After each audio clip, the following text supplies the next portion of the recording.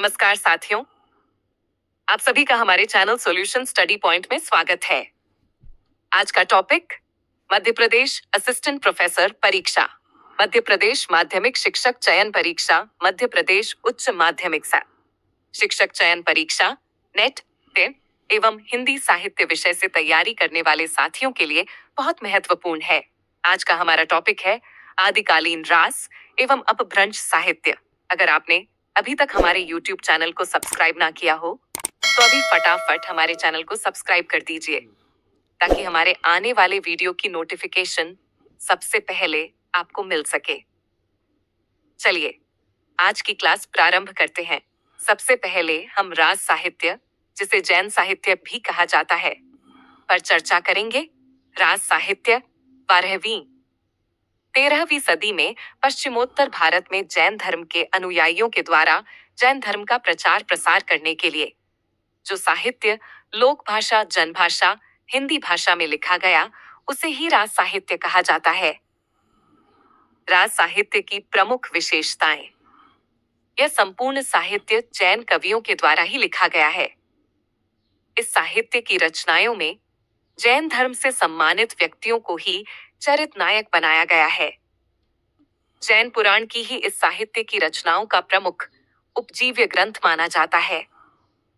धर्म तत्व का निरूपण करना इस साहित्य की रचनाओं का लेखन का प्रमुख प्रयोजन माना आता है।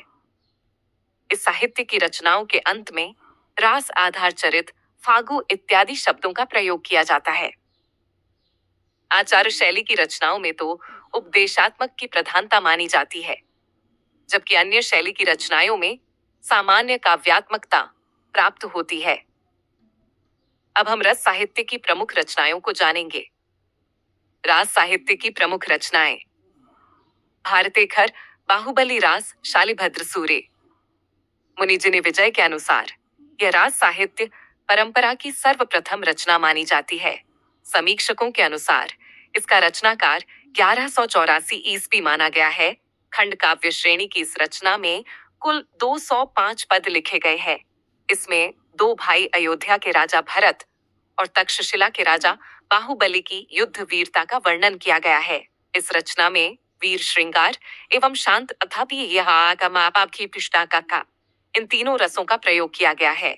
डॉन गणपति चंद्र गुप्त के अनुसार शालिभद्र सूरी हिंदी के सर्वप्रथम कवि माने गए हैं। 2. पंचपांडव चरित्रास शालिभद्र सूरी। यह रास परंपरा की सर्वप्रथम ऐतिहासिक रचना मानी जाती है। इस रचना में कौरवों एवं पांडवों की कथा का, महाभारत कथा, अहिंसा आधारित वर्णन किया गया है। 3. चंदनबाला रास कवि आसगु। यह रचना कवि आसगु के द्वारा 1200 ईस्वी में जालौर में लिखी गई है।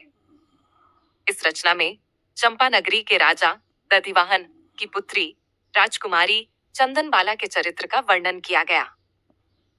लघुखंड काव्य श्रेणी की इस रचना में करुण रस की प्रधानता मानी जाती है।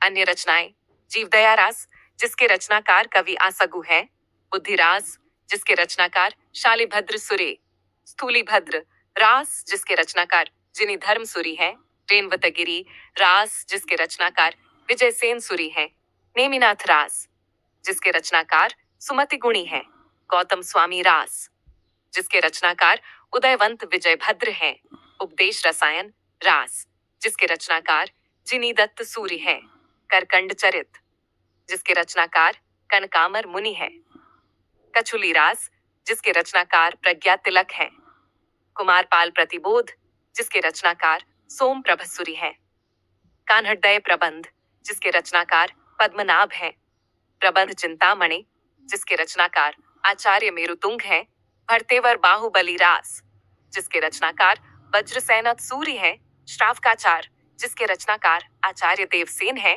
अब हम आदिकालीन अपभ्रंश साहित्य पर चर्चा करेंगे। आइए आदिकाल के अपभ्रंश के कवियों को जानते हैं। आज के पहले कवि हैं स्वयंभूदेव या स्वयंभू। प्रमुख रचनाएं पुमचर्यु, रिठ्ठनेमिचर्यु, पंचमिचर्यु, स्वयंभू छंद। रचना काल 8वीं शताब्दी। रामकुमार वर्मा के अनुसार स्वयंभू हिंदी के सर्वप्रथम कवि माने गए हैं। इनको अपभ्रंश का सर्वप्रथम महाकवि भी माना जाता है। इनकी पोमचर्यु रचना में भगवान राम की कथा का वर्णन किया गया है, जिसके कारण डॉ भयानी ने इस स्वयंभू को अपभ्रंश का वाल्मीकि कहकर पुकारा है। इस रचना में कुल 12,000 श्लोक लिखे गए हैं, जिनसे 5 कांड एवं 90 संधियों में विभाजित किया गया है। इस रचना में आरंभिक 83 संधियों को स्वयंभू के द्वारा रचित मानी जाती है तथा शेष 7 संधियां इनके पुत्र त्रिभुवन के द्वारा रचित मानी जाती है। इस रचना में कड़वकबद्ध रचना पद्धति का सर्वप्रथम प्रयोग भी देखने को मिलता है। अपभ्रंश की इस रचनाओं में पद्दरिया पद्दड़िया दत्ता छंदों का प्रयोग हुआ है। इसे ही कड़वकबद्ध शैली के नाम से पुकारा जाता है। स्वयंभू के अनुसार अपभ्रंश साहित्य में पद्दरिया पद्दड़िया छंद का सर्वप्रथम प्रयोग चतुर्भुज नामक विद्वान के द्वारा किया गया था। रिठनेमी चर्यु रचना में भगवान कृष्ण की जीवन चरित्र का वर्णन किया गया है। पश्चिमी चर्यु रचना में पांडवों की कथा का वर्णन किया गया है। स्वयंभू छंद इनकी पूर्ण प्रकाशित रचना मानी जाती है। आज के अगले कवि हैं पुष्पदंत। प्रमुख रचनाएं 63 महापुरुषु, गुणालंकार महापुराण, नए कुमार चर्यु, जसहर चर्यु, कोशक ग्रंथ। रचना काल 10वीं शताब्दी। महापुराण में 63 श्लाका पुरुषों के जीवन चरित्र का वर्णन किया गया है। महापुराण रचना के कारण हिंदी साहित्य में इनको अपभ्रंश का वेदव्यास नाम से भी पुकारा जाता है। इनकी रचनाओं में करुण रस का अत्यधिक प्रयोग हुआ है, जिसके कारण ठाकुर शिव सिंह सेंगर ने इनको अपभ्रंश का भवभूति भी कहकर पुकारा है। ये आरंभ में शैव मतानुयायी थे, परंतु आगे चलकर अपने आश्रयदाता के कहने पर जैन मत को स्वीकार कर लिया। मान्यकेट प्रदेश के राजा करण के महामंत्री भीम के आश्रय में रहा करते थे। इन्होंने अपने लिए अभिमान मेरु शब्द का प्रयोग किया है। आज के अगले कवि हैं अब्दुल रहमान या अब्दुल रहमान। रचना का नाम संदेश रासक। रचना काल 12वीं शताब्दी का उत्तरार्ध अथवा 13वीं शताब्दी का पूर्वार्ध। आचार्य हजारी प्रसाद द्विवेदी के अनुसार ये हिंदी साहित्य के सर्वप्रथम कवि माने गए हैं। ये किसी भी भारतीय भाषा में रचना कार्य करने वाले सर्वप्रथम मुसलमान कवि माने गए हैं। हिंदी साहित्य में इनको अद्धमान के नाम से भी पुकारा जाता है।